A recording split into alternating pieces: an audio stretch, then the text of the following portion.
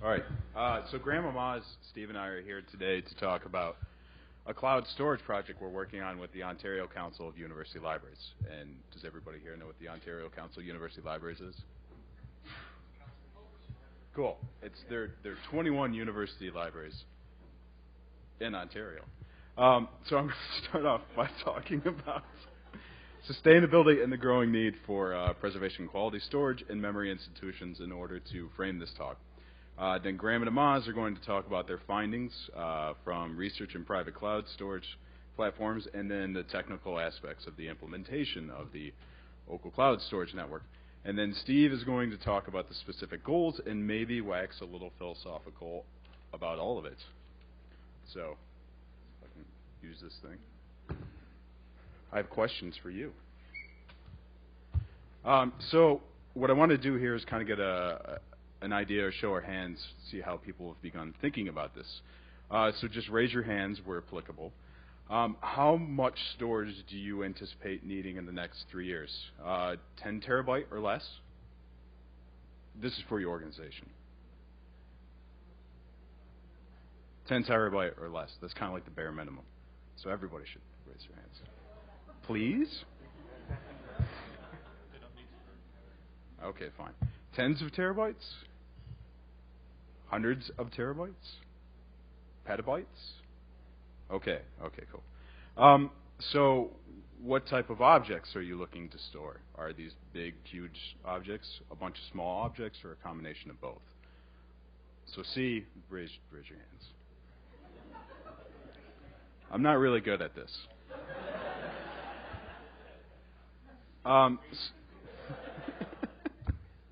So where do you look for storage solutions? Do you look for your library IT?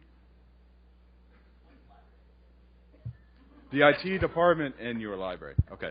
Campus IT. Partnerships between library. Okay. Or commercial solutions. Okay.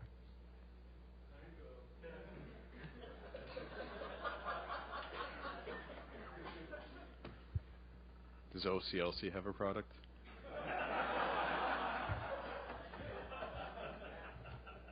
So, what are our needs?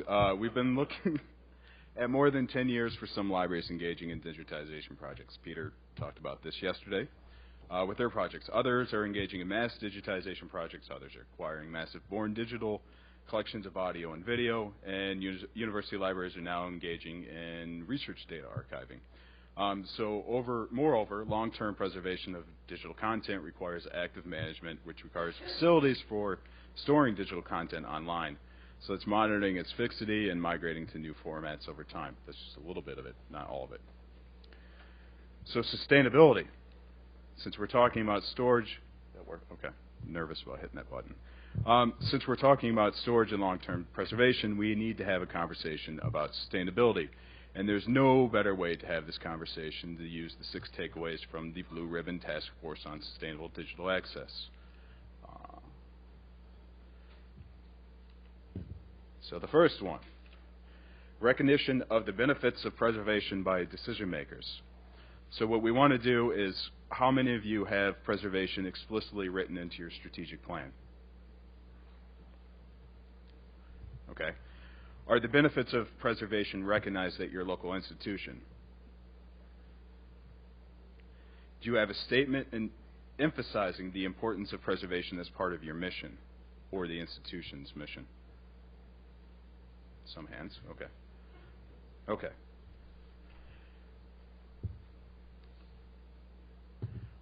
Process for selecting digital materials with long-term value. How many of you have a committee or group that evaluates digitization projects? Okay. An incentive for decision makers to preserve in the public interest. So does your administration, library, or university truly understand the responsibility in stewarding cultural heritage?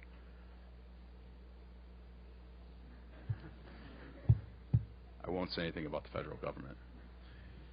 Is there funding available? Okay. how might we structurally or policy-wise create initiatives to do this? So thinking about it, so how do we, or how do you, or how can we make preservation of public materials more feasible for us institutionally or consortially? And if there is a way, which there probably is, which we'll talk about, a shortfall in digital preservation, how do we address it? Next, appropriate organization and governance of digital preservation activities. How many of you have operational conditions for digital preservation? So this is like committees, working groups, strategies, or implementation plans. A few. Okay. The fact that nobody is raising their hands, or very few, is a good sign. In a way, it's a good sign. Mechanisms to secure an ongoing efficient allocation of resources for digital preservation activities. So this is like a planned financial framework. So how many of you have an ongoing budget line for digital preservation? Didn't you try to kind of do it? Didn't you kind of try to do it? Okay. So is those of you that do, is this in the library budget or is it in the institutional budget?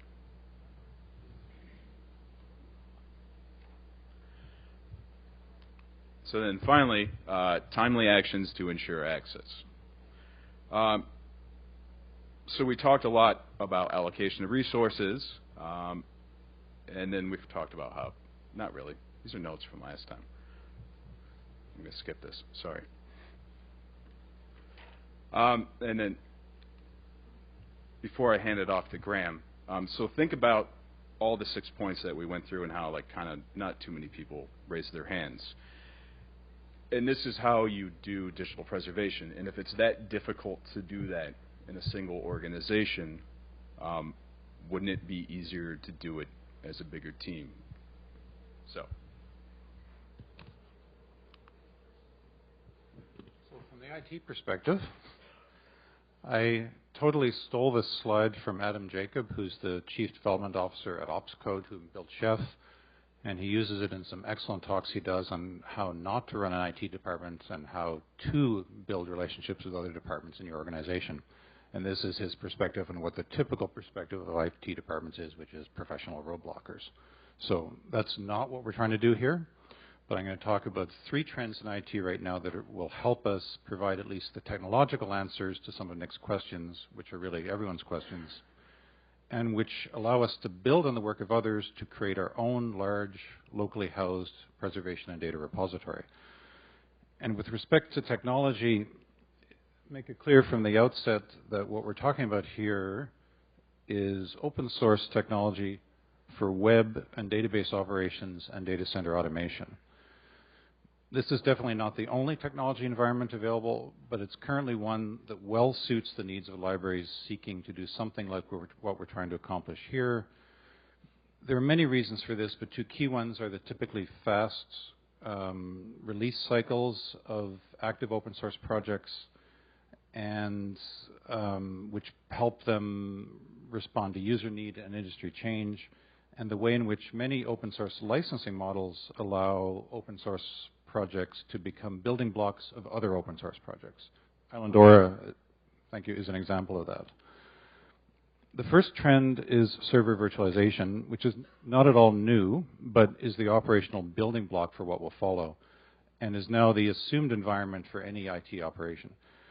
One particular advantage of virtualization that's relevant in this context is that the very fast provisioning of machines has created a significant change in the mindset of system administrators over the last few years. 15 years ago, every server we ran was like a special snowflake. It was unique and precious. You couldn't touch it. It sat in a closet. Everyone was afraid of it. Something went wrong, and we had nightmares for weeks. That was our biggest fear. Now it's so easy to build machines and so easy to back them up and restore them and create them for people that change, that fear is largely gone from system administration, and it's making that culture vanish, which I think has a lot of benefits for our users. In fact, server virtualization is so successful that it quickly becomes this. in many organizations, or even this, which represents the change in the ratio of numbers of servers to sysadmins over the last 30 years. And you can see we're now, in many cases, running thousands of servers per one actual sysadmin, and that's common in large organizations.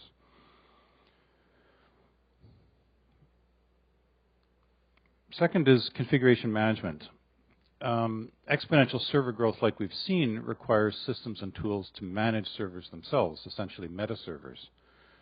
Configuration management defines a set of procedures to establish and maintain consistency in servers and applications and allow for large-scale automation of IT infrastructure, primarily driven by enormous web operations such as Etsy, Netflix, and Facebook, in which thousands of servers are built and destroyed on an hourly basis to meet website demands and fluctuation in demand.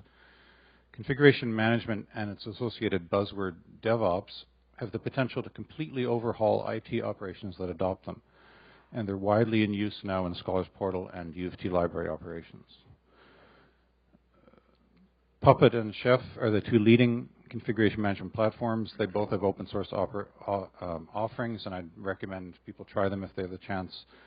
But the key message for configuration management is to automate everything. Basically run your infrastructure entirely automated where possible. The third trend is hardware commoditization and open source hardware. Intel-based servers for the last 10 years have become dominant in data centers, hand in hand with the growth of Linux and open source. In fact, each has driven the other's growth. Major vendors such as Dell and IBM and HP, they all make servers. They're of excellent quality, highly functional, but currently they have little, if anything, to distinguish between them. And since in almost all cases now the bare metal to run these servers will in fact run virtual machines, these companies bring little of themselves into the equation now other than more powerful CPU memory and disk. The procedures to procure, rack and stack, and configure Intel-based servers are also now so well defined and standardized that a particular organization has little reason to choose one brand of server over another, other than, say, corporate history and operational preference. So in a sense, no one really cares much about hardware anymore. That is, as long as you have some hardware. So you get things like this being tossed around in the media. Does hardware really matter? Or this, suggesting that services are the most important thing and not the machines you run them on. And this change of mindset goes in parallel with the change of mindset that virtualization has brought to IT infrastructure, so that we no longer care particularly much about what the hardware we're running is, but what we're doing with the hardware. So the real innovations right now in the data center are not coming from traditional hardware vendors such as Dell and IBM, but from companies such as Google and Facebook, who stand to benefit from reduced hardware costs and increased efficiencies, since they run enormous data centers with hundreds of thousands of servers. So the Open Compute project, primarily driven by Facebook, has been established to share and promote open source designs for data center components. Specifications for several designs and prototypes have been released under open source licenses, including this, a storage server to hold 15 3.5-inch hard drives, and this, a rack designed for an open standards modular data center rack. Enormous opportunities for change currently exist in data center and IT hardware technology. The open source hardware movement will unleash creativity in the design process, and that, combined with printed electronics, 3D printing, and the maker movement, will do exactly the same thing for manufacturing. And all of these things are currently in their infancy, so it'll be very exciting to see what happens in the next 5 to 10 years.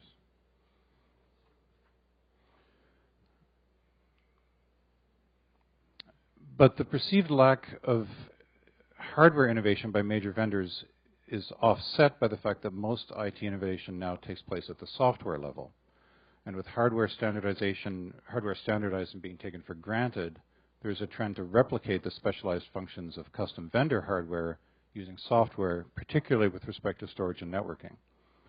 So software-defined storage is a bit of a buzzword right now, but commercial and open source products are appearing that may break the stranglehold that storage vendors have on corporate customers. Storage demands are soaring with the advent of big data, as we know, but storage costs are declining only very slowly. With fixed or shrinking IT budgets, organizations are unable to keep pace. So I love this slide because it's 100% true, and I have no data to back it up whatsoever. But it represents what I know is a fact, or what we know, which is that storage demand is soaring. Departmental budgets are staying relatively flat or decreasing or increasing very slightly. And the unit cost, this say for enterprise storage or SAN, major vendor storage, has been dropping, but dropping at nowhere near the rate of growth expectations. So this is the quandary that many organizations find themselves in now, and not just universities, but corporate environment as well. So software-defined storage perfectly fills this gap by using commodity storage hardware and software layers to replicate what might cost 10 times more to do with a major storage vendor. Open source projects like Sept and Swift, which is part of OpenStack, are very promising due to their agility and hardware-agnostic approach. And Amaz is going to talk a bit about those right now. Thank you, Graham. Just wanted to take a quick look at our at Ocal. This is what we this is our typical sort of storage usage right now, and it's the same, I'm sure, in a lot of shops. At the top, the higher you go in level 1, it's just very expensive and but very fast. We store a lot of our search indexes on solid-state disk, and we store one level below that on our storage array network. We have all our PDFs that we serve out to our community with our e-journals and e-books, and our scratch disks. And you're looking at somewhere between $1,200 to $3,500, whether you're looking at SATA or a fiber channel disk. And then we back all of that up to tape and send it off site. But as Graham mentioned, there's this real need for a new level of storage, which is high capacity, lower in cost, and it's online. It's not offline like tape, and would love to get somewhere around 300 terabytes. So we ask our local community, do you have storage needs like this, as we've already asked earlier today as well? And the overwhelming response was yes, we do. We tried to aggregate approximately how much that would be. We got a number of about 1.2 petabytes to start. How do we, how much is that going to cost us in what we're using right now? So that's not going to work. What else is out there? So we look and we try and find pricing on cloud storage systems, and this is what I've aggregated so far. Everything is close to about $1 million a year for about 1.2 petabytes. It's just not something we can support. If you want more on how I calculate that, just let me know. A pet peeve of mine, they'll always put numbers like $0.07, which is 7 cents for it's for a gigabyte, but then they'll give you 1 terabyte and 50 terabytes, and it's very confusing. So this is very easy. It's about $1 million a year for about 1.2 petabytes.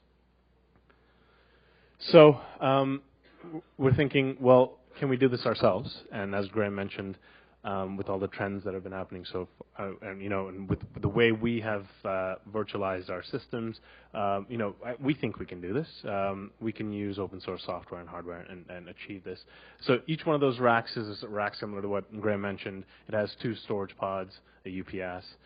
Each storage pod has about 50 terabytes of usable data. And ignore these for now. This is an image we use somewhere else. But the idea is, we come up to about 1.2 petabytes across Ocal, with about 200 terabytes at our Ocal community, our partner libraries, and internally for Skull's Portal services, about 200 terabytes. and for the Internet Archive and replicating that and a few other things at UTL is another 800 terabytes. So 1.2 petabytes. How do we actually do this? Let's look at one of these storage nodes. It's commodity hardware, as Graham mentioned. Off-the-shelf grade drives. But the main thing is it's running software that will provide that storage for you. Replicated 3 times with the idea that hard drives fail all the time, and this can manage that. There's fixity checks, healing. It'll be geographically distributed, very scalable, hundreds and hundreds and hundreds of petabytes. We haven't actually done that, but there are people that actually have that. And it's all object storage. So just a show of hands, how many people actually know what object storage is? It's like 8 people here. So for the people that don't, you probably know storage as block storage, which is something that is traditional storage, accessible by your operating system, Mac HD, C drive, whatever. It's attached directly to a computer, and this is object storage. You access it via HTTP using get, post, and deletes. And you probably can't read that, but it's just a Swift API call. Swift is the object storage project out of OpenStack, and it's one of the 2 tools that we've been playing with and have set up. And you use one of these tools or these upload commands to write data, images, PDFs, whatever. And the main thing is that each object has a URL that you will then be able to access, get that image or PDF or zip of your website or your archive or whatever it might be. It's not a path on your hard drive. It's a URL. But you don't have to use it just via the API. There are people out there making tools using the API in the background, and one of the tools, it'll give you a little GUI interface to it, which a lot of people will like, is CyberDoc. So that machine there is what Graham and I have been working on. It's just 5 storage nodes, a couple of proxy nodes. That's the machine that takes requests and redirects them, things like that. So we,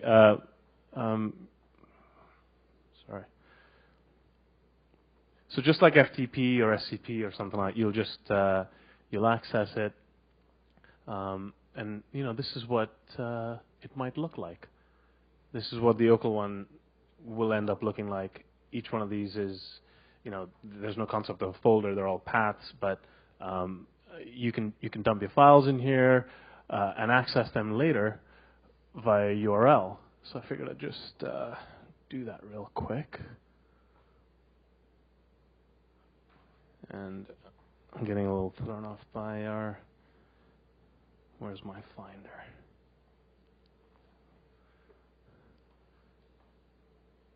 There we are. It's dangerous to go alone. I'll just drag that in here. And 5 megabytes. This is the transfer process. It's up. Let's go back to our... And I've there's permissions. You can set up your permissions so that no one can access it. Someone can access it. We've made that world readable, and it would look something like.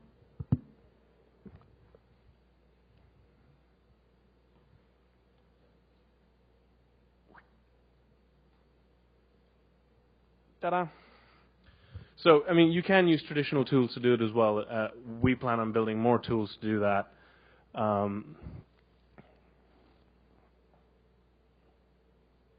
So I totally stole this off Electronic Info. I like it.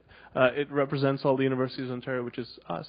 And imagine, so now that we just dumped that one file or a bunch of files or your repository, we just dumped it at York and it gets written off. I don't know if you saw that little animation going to Waterloo and going to Ottawa, and someone at Queen's dumps data and it ends up at Windsor and at Thunder Bay, and that's the idea. It's replicated 3 times. We plan on having storage across Ontario. And I'll just continue to pass it on to Stu.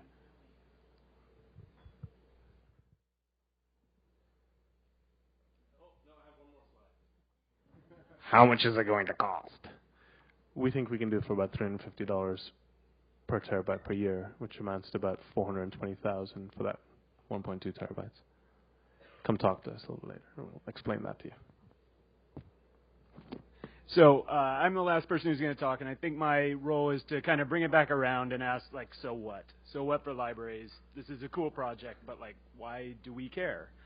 And when we first proposed this talk, all 4 of us really strongly wanted to be up here and talk about it. And I think that, as much as anything, is an indicator to me that when that many people are that strongly vested in a project, it's either really important or really cool. And I think this project is actually both of those things.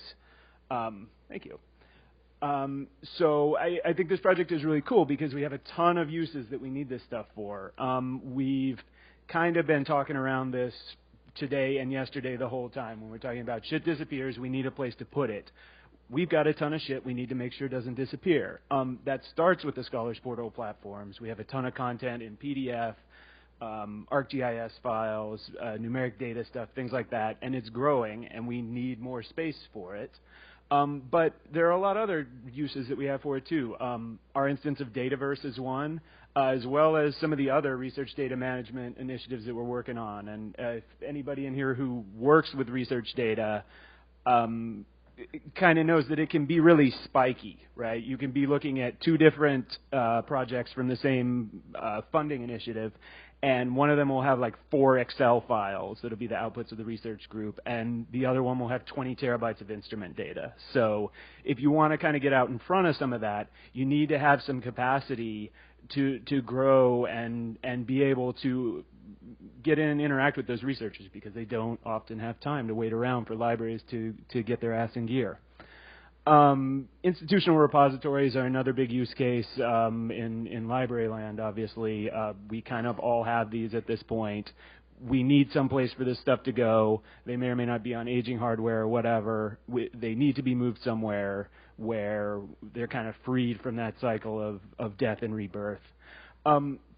I think there's also a bunch of new applications that we're looking at that either we haven't thought of yet or we're still in some of the early stages of thinking about. I don't want to step on Alex's talk tomorrow, but I think that's going to be really interesting, because this is one thing that we hear a lot, is that there are researchers need shareable space to host data files, and they want to be able to share with colleagues at different institutions. Most of the options that are out there for that don't really work in a Canadian context, especially when you put things like the requirements of funders into the mix. So we need to look at stuff like that. And libraries have a lot of stuff, and we're making more stuff. We're digitizing. We're getting born digital stuff now, especially in our archives, and our records managers are starting to see an influx of stuff that is not paper, and it's not the stuff that we're used to. So we need some way to get out in front of that and make sure that we can keep it going. I also just want to say really quick that there's a ton of different functional requirements for that too. I think it's really important that there's some level of kind of autonomic preservation built into whatever platform is going to be out there. And there are things that interface with the storage that may do fixity checks and may build up and help us know what formats we have things in. But I think that needs to happen at the storage level too, because there's going to come a day when the application and the storage underlying it may become decoupled, and we're going to want that functionality to still exist outside of the DSpace instance that was laying on top of it. So I think that's important. We need a ton of different interfaces. We have as many different interfaces as we have applications, and we need to see the big ones where our significant applications overlap. And if we see multiple ones that can use the same interfaces, whether that's S3 or something else, we need to know where the big pain points are going to be. One thing I think we need to look at is integration with HPC centers, because there's a role for libraries in working with big data, but I don't think it's being a computing center. We need to make sure that the collections that we have are something that we can easily subset from and provide to centers that are already doing this, that are already working with researchers, and already have some expertise in how to do some of that stuff.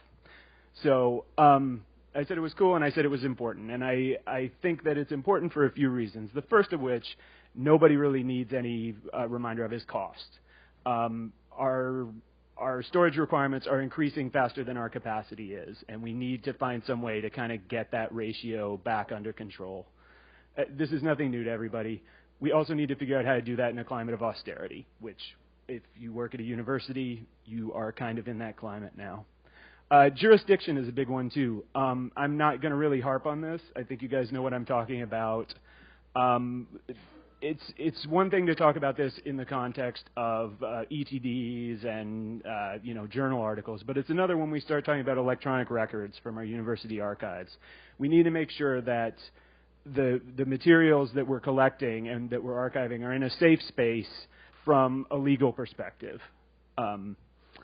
Finally, self-sufficiency. As a preservationist, this is kind of the biggest one for me, because I really see digital preservation and our role as custodians of scholarly and cultural memory as a really core role of what we do. And I don't want to see that role put out for an RFP. I think when we see that kind of responsibility to a company that is publicly traded, we lose. It is not going to work out for us, and I don't think we can afford to make that mistake this time. It's happened in the past. I don't think it's gone great for us. I think we need to hold a line here, which brings me to the point that we can't hold a line with just one institution or even just one consortium, which brings me to the slide that everyone was waiting for, I'm sure. It's dangerous to go alone.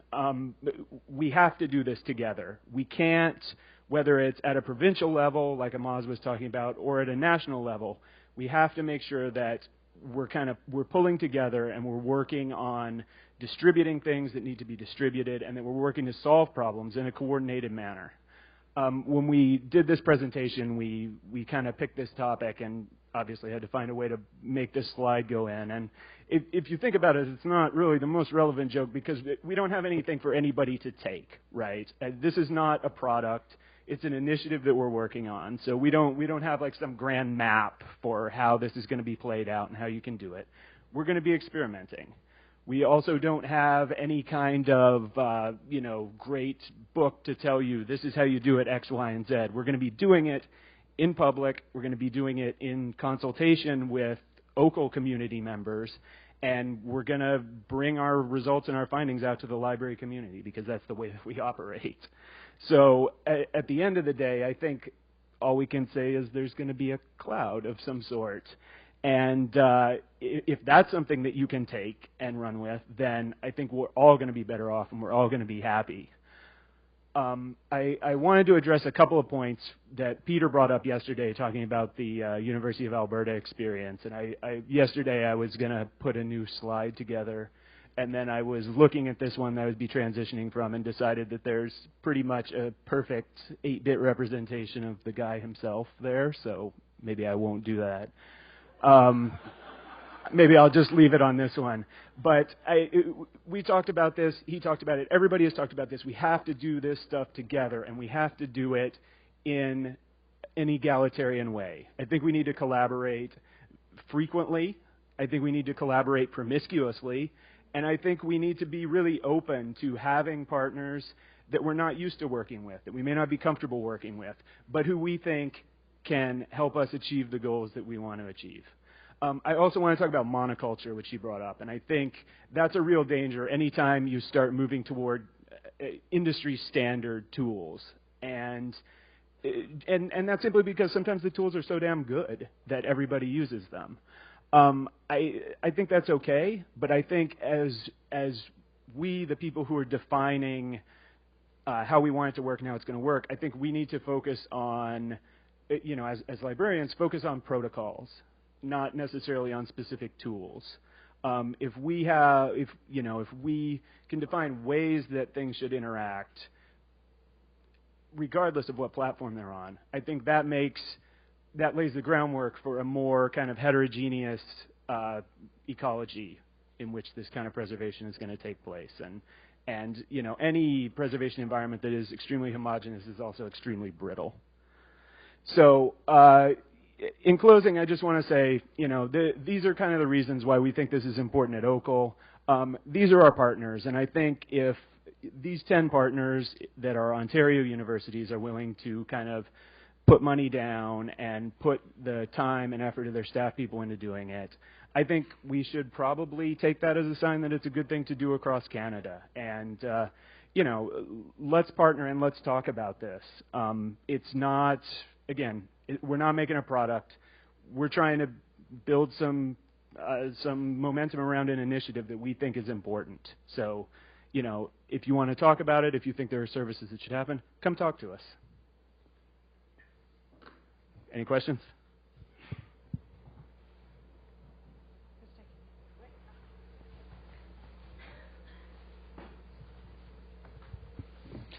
You guys kind of talked a little bit about it, and I was wondering if you could just elaborate a little bit more. I really see this as being the core focus for some of the major technology companies, some of the largest corporations in the world over the next 10 years. Microsoft has talked about how they're transitioning their company away from software to a services company, and probably cloud computing is going to be the core of their offerings. So I'm wondering how, I mean, I buy into your dream, you know, and I think you guys can probably be able to offer something at a better price by doing some of these alternatives that you talk about. But how do you foresee this ramping in the major corporations who are going to be all over this in the next 10 years? Give it a shot. No, So this is changing rapidly, and there's no guarantees. But the solutions that we're looking at seem mature. They'll at least achieve exactly what we've said we're going to achieve, which is reduce the cost of storage.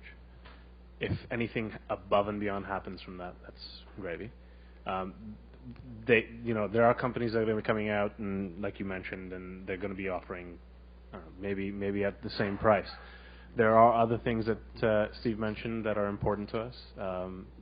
We like having this on site, and how, you know, to be able to do this on site is important. We tried to talk to companies about them running things on site, and it was very close to the price that they are offering in the cloud, their cloud. And so that's not a viable solution for us right now. And if we don't want to wait 3 years, we need this now. We needed this 2 years ago. So we're going to do something until it changes, and then we'll adapt. And I would also say that it's important that we do it. I mean, I really think that we got to make a best stab at being self-sufficient in this. And we cede so much territory in our core responsibilities as memory institutions. This is one of the few things that's left in a lot of ways. So, you know.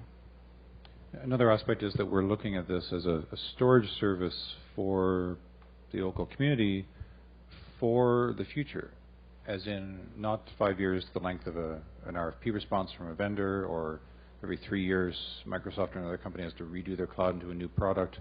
We're talking about something that if you put files into this, if you have faculty coming to you with their research, someone retiring, they've got some floppies, whatever it might be, if you put files into this, they will be there essentially forever.